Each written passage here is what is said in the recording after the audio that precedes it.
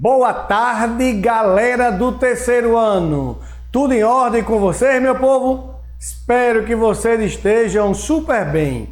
Vamos agora intensivar nossos trabalhos para natureza, o segundo dia da prova do Enem. Não se deixe influenciar pelo primeiro dia. O que passou, moçada? Passou, não vai levar essa carga negativa ou positiva para o segundo dia. Centra os teus estudos, trabalha teu conteúdo para o segundo dia do Enem. Matemática e natureza com tudo. Aqui quem fala, professor Alexandre Nogueira. Vamos trabalhar questões que já foram testadas, que já foram vivenciadas na prova do Enem. Um abraço carinhoso e especial a todos os alunos da Rede Estadual de Pernambuco e, em especial, ao pessoal do Cônego Jonas Taurino, a moçada dos terceiros anos da manhã e da tarde, e também a galera lá do município do Conde, turma do terceiro ano, manhã e tarde, firme e forte nos estudos, moçada. Não desista, estamos com vocês naquele apoio. Vamos lá, galera? Vamos analisar uma questão da prova do Enem que caiu no ano de 2018. Fica ligado que as questões do Enem não são questões conteudistas, não. São questões que relacionam com o contexto, com o nosso cotidiano, aquilo que nós procuramos ressignificar e aplicar no nosso dia a dia. Então, uma boa leitura da questão, uma boa leitura fazendo a inferição dos textos já mata a questão e você vai lembrando os conteúdos. Olha essa, meu povo, Enem 2018. Alguns peixes, como o poraquê, também chamado de enguia elétrica da Amazônia, podem produzir uma corrente elétrica quando se encontram em perigo. Peixe elétrico. Um poraquê de 1 metro de comprimento, tamanho do peixe, 1 metro de comprimento, em perigo, produz uma corrente em torno de 2 amperes. Atentem para o fato. Atentar. Olha aí, Serginho. Atenta para o fato. A corrente elétrica vale 2A, vale 2 amperes. E uma voltagem de 600 volts. Então a questão está fornecendo que a corrente elétrica, meu povo, é de 2 amperes, está fornecendo que a tensão elétrica vale 600 volts. O quadro apresenta a potência aproximada de equipamentos elétricos. Vamos observar a tabela? De um lado você tem os equipamentos elétricos. Do outro lado, na outra coluna, você tem a potência aproximada em watts. Primeiro, aparelho eletrônico exaustor, cuja potência aproximada 150 watts. O outro é o computador, potência aproximada 300 watts. Aspirador de pó, potência 600 watts. Churrasqueira elétrica, potência 1200 watts. Secador de roupas 3600 watts. Então deu para entender? Ele deu uma tabela onde tem os equipamentos elétricos e tem sua potência aproximada. Muito bem. O que é que tem isso a ver com a questão? Vamos continuar. O equipamento elétrico que tem potência similar, que tem potência semelhante, que tem potência parecida, aproximada àquela produzida por um peixe em perigo minha gente, para você saber que equipamento elétrico é similar, a gente primeiro tem que calcular a potência gerada pelo peixe, porque no texto ele deu que a corrente elétrica vale 2 amperes.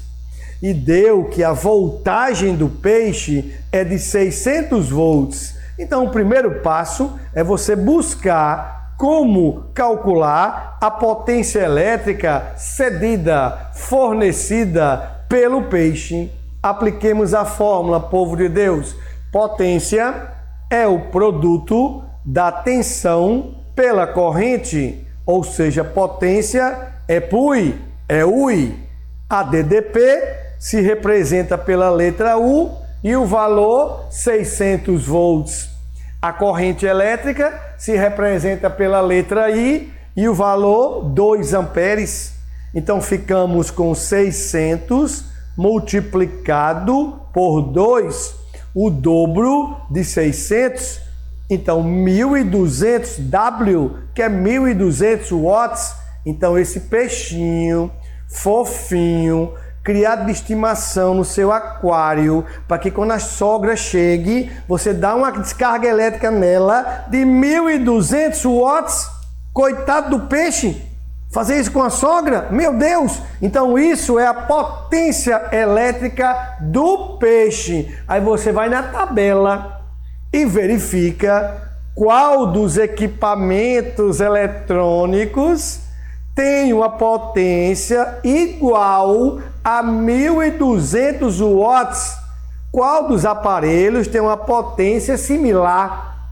Então, sem sombra de dúvidas, depois dessa bela interpretação sua, você percebe que a churrasqueira elétrica tem uma potência de 1.200 watts, alternativa D de Deus. Então fica ligado, meu povo, que as questões do Enem, primeiro, não são questões conteudistas, são questões que estão no nosso cotidiano: potência elétrica, peixe da Amazônia, refração, velocidade relativa, são os conceitos ligados ao nosso cotidiano. Claro que a prova do Enem, uma prova mais importante que você faz esse ano, todo mundo pelas tabelas, cansado, mas você tem que buscar aquela energia de você fazer a prova. Não se deixe influenciar pelo primeiro dia. Fique zerado e entre, como se fala no interior, com gosto de gás, para o segundo dia, tá bom?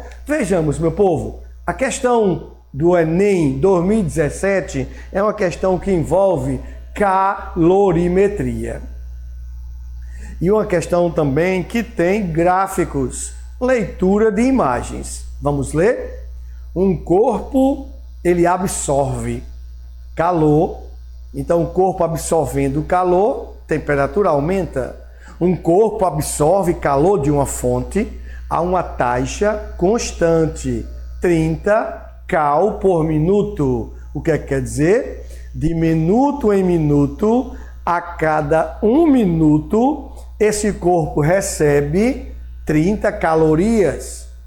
Em 2 minutos, 60 calorias. E assim por diante. Ele deu a taxa, é o calor pelo tempo, 30 calorias por minuto.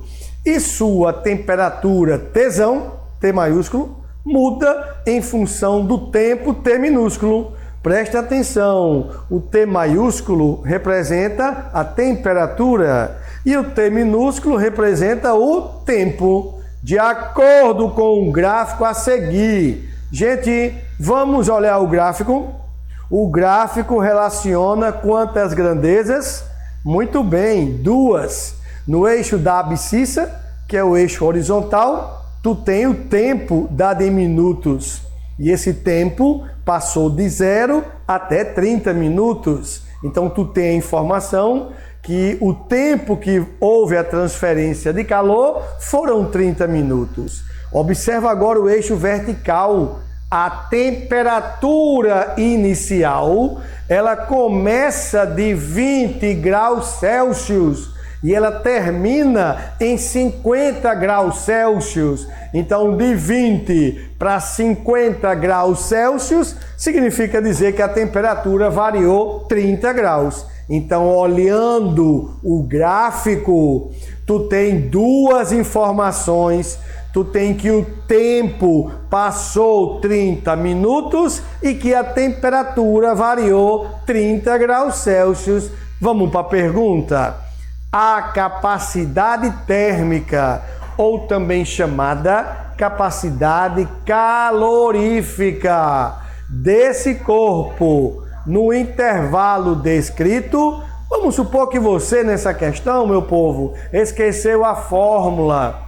Ei, Nogueira, eu não me lembro a fórmula da capacidade calorífica ou capacidade térmica. Sabe qual é a minha dica? Toda vez que você esquecer uma fórmula, respire fundo, você é capaz e olhe para a unidade.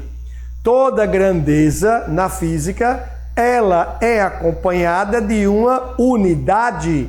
A capacidade térmica, olha a unidade, meu povo, Cal/graus Celsius, ou seja, quantidade de calor dividido pela variação da temperatura. Essa é a fórmula. Qual é a fórmula da capacidade calorífica? É a quantidade de calor dividido pela variação da temperatura. Então vamos lá, meu povo. Primeiramente, na resolução, vamos usar a potência constante, a taxa de variação do calor. Percebe que a cada 1 minuto, esse corpo recebeu 30 calorias. Obviamente, em 30 minutos, ele vai receber que é a quantidade de calor, regra de 3 básica. Tio Valtinho sabe disso, hein, Valtinho? Regra de 3 super básica. Se 1 minuto, 1 minute, ele recebe 30 calorias, em 30 minutos, 900 calorias. Então, a quantidade de calor que o corpo recebeu foram 900 calorias. Então, a capacidade calorífica é a quantidade de calor dividido pela variação da temperatura. Meu povo, 900 dividido por 30, corta os zeros, 30 calorias por grau Celsius, letra D de Deus, olha para mim. A quantidade de calor, estudado na termometria, estudado especificamente na calorimetria, nos ensina que existem 2 tipos de calor. O calor que provoca variação de temperatura, aquele calor que o corpo recebe e faz a sua temperatura variar. A temperatura pode variar aumentando ou pode variar diminuindo. Pode ser calor recebido ou calor cedido. O nome dessa quantidade de calor é calor sensível, porque o calor sensível ou a quantidade de calor sensível produz variação na temperatura. Mas também, meu povo, existe outra quantidade de calor que não provoca só a variação de temperatura. É aquela que provoca a mudança de estado físico. O corpo está no estado sólido, recebe calor e passa para o estado líquido, por exemplo. O corpo está no estado líquido, recebe esse calor e passa para o estado gasoso. Eu estou falando da quantidade de calor latente, porque a quantidade de calor latente provoca mudança de estado. Não esquece disso. O calor sensível provoca variação na temperatura e o calor latente provoca mudança de estado. A capacidade calorífica nada mais é de que a razão da quantidade de calor em função da variação de temperatura. Assunto aplicado em calorimetria. Não esquece outra dica para o Enem. Calor é energia térmica em trânsito. A primeira condição para que 2 corpos troquem de calor são as suas temperaturas serem diferentes. E o calor é energia que se propaga espontaneamente do corpo mais quente para o corpo mais frio e encerra a transferência de calor quando as suas temperaturas forem o quê? Iguais. Unidade oficial de calor, Joule, porque calor é energia. A unidade oficial, unidade no SI, é Joule. Já a unidade do dia a dia, do nosso cotidiano, calorias. Aninha fez uma dieta e ela perdeu tantas o quê? Calorias. Ela está no CrossFit e fez uma massagem, uma dieta e perdeu várias calorias, porque caloria é a unidade usual. Gente, termometria está em voga. Termometria e escalas termométricas. Olha aí, a COP 2021. Na casa de Mateus, havia um termômetro preso na parede, contendo a escala Celsius, e do lado dele, um outro termômetro na escala Fahrenheit. Quer dizer, abençoados, é o mesmo estado térmico, mas só que estão em unidades diferentes. Um termômetro acusa a temperatura em graus Celsius. O outro termômetro resiste à temperatura em graus Fahrenheit. Uma escala é do Brasil, a outra escala americana. Muito bem. O que facilita as correlações entre elas? Mateus, ele notou que a temperatura de 212 graus Fahrenheit corresponde a 100 graus Celsius. Isso é o segundo ponto fixo da escala Celsius e Fahrenheit. Mateus também observou que 50 graus Fahrenheit corresponde a 10 graus Celsius. Todas as temperaturas possuem indicações diferentes, distintas para as escalas, exceto uma. Que temperatura é essa? Gente, tu entendeu a questão de termometria? Ele está querendo saber qual é a única temperatura que é igual na escala Celsius e que é igual na escala Fahrenheit. Qual é a única temperatura que bate com os dois? Então, tu primeiro tem que entender que a escala Celsius se converte assim. C está para 5, assim como F, menos 32, está para 9. No lugar de C, tu coloca X. No lugar de F, tu coloca X também. Então, tu aplica meios extremos, ou em espanhol, los melitos extremitos, lacheco, meios, 9 vezes X, 9x. 5 vezes X, 5x. E 5, tu não esquece também que multiplica menos 32. É por esse fato que apareceu menos 160. Muito bem, 9x menos 5x igual a 4x, igual a menos 160. O 4, o povo de Deus está multiplicando, gente. Quando passa para o outro lado, lembra? Dividindo. Então fica menos 160 dividido por 4, menos 40. Olha a resposta. A única temperatura que é igual na escala Celsius e escala Fahrenheit é o menos 40 graus Celsius. Ou seja, menos 40 graus Celsius é a mesma coisa que menos 40 graus Fahrenheit. É a única temperatura correta. Meu povo, termometria mede temperatura. Calorimetria mede a energia térmica. Termometria é dada em grau e calorimetria é energia. São partes diferentes da termologia. Vamos para a próxima questão, 2018. Física dinâmica, meu povo. Paulo decidiu arrastar uma mesa pela sala para mudar o seu local, tirar uma mesa de uma posição para outra. Logo após a mesa sair do repouso, quer dizer que a mesa estava parada, fez a mesa desenvolver um movimento retilíneo uniforme. Se o movimento é retilíneo e é uniforme, ela é desprovido de aceleração.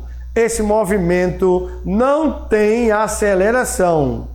Contrária ao movimento da mesa, só existia a força de atrito. É claro que a força de atrito é uma força resistiva, é uma força que se opõe ao movimento. Força motora é a força F, que ele está empurrando na mesa no sentido do movimento, e a força contrária é a força de atrito. Muito bem.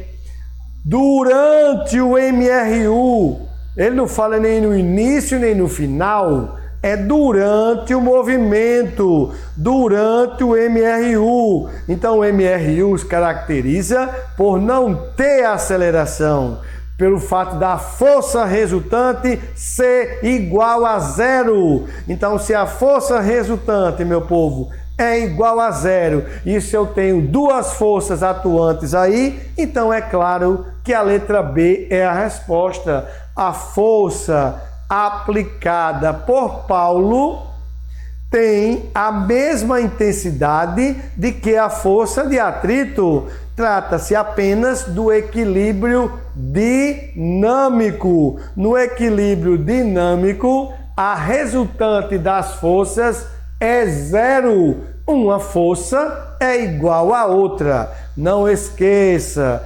existe o equilíbrio dinâmico e o equilíbrio estático. O equilíbrio estático é o corpo parado e o equilíbrio dinâmico é ele em movimento, mas um movimento sem aceleração. É um movimento retilíneo uniforme. Bom, próxima questão, 2017, uma questão básica que fala sobre aplicações do nosso cotidiano do magnetismo, aplicações de uma indução eletromagnética. Vamos lá, meu povo? Um fio fino, ele é enrolado em torno de um prego.